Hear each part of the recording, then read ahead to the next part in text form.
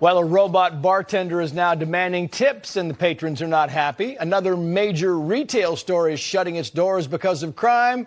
And it turns out Democrats have their own congressional member who tells tall tales. Let's bring in KTTH Seattle Talk radio host Jason Rantz. We have been hearing from the left for weeks about George Santos, right, Jason? I mean, he's got to resign. He's got to resign. Well, it turns out the left has its own fabulous Congress member whose dad said the following here, quoting Clyde, we're talking about Clyde Shavers, was never a submarine officer, not even for a day. Clyde has only disdain for the military. I have seen Clyde's use of veteran status used heavily as a seal of endorsement of honor and integrity, even as he or his campaign continually used the phrase, son of a Marine, for his credibility.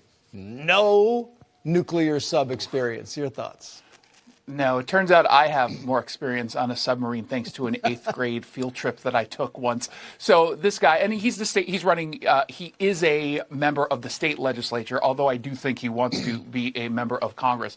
But to go out there and claim in a district that is heavily veteran that you have 8 years of experience on a nuclear submarine is just pretty despicable. And unfortunately, the media didn't find this out until the last few days of the election, and things got really, really, really tight, but he ends up winning. And of course, not only do the Democrats completely back him and make excuses for him, they put him on a veterans committee, which is just a slap in the face to all the voters. Yeah. So there's a bar in Vegas. Apparently it's operated. The bartenders are robots, and there's a mandatory 10% tip to the robots. Patrons aren't very happy, but the owner's like, well, I mean, there's actually people behind the scenes that need to make a living as well. Your thoughts? This is kind of ridiculous. First of all, there are people behind the scenes. There are the mechanics who might fix some of the robot arms that go bad, but we would never normally tip that person. The person who brings us to our table, we generally don't tip that person. This is an excuse for the owner of the business to not pay the staff what they're probably worth. When you think about giving it a tip after getting a drink from a robot, remember this: a human bartender overpours. This machine does not. So you're not getting anything extra to deserve that kind of tip.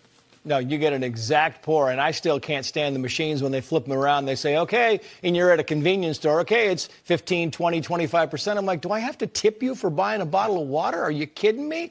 No, the answer is no. And we should also point out that downtown Seattle, the Nike store in downtown Seattle, because of crime, is saying, see ya, we're out. Yeah, they're done. This is a store that's been here since 1996. It's been a key part of downtown Seattle, and they just have had enough. Now, they've not actually given a statement as to why they're moving, but I've spoken to a number of insiders who say a big part of this was just the general direction of this city. You have crime that's out of control, homelessness that's out of control, and it was just a little bit too much for them and so many other businesses. And it's not for lack of sales, tennis shoes, because they're still selling. Yeah. Jason, good to see you as always. Thank you. Thanks.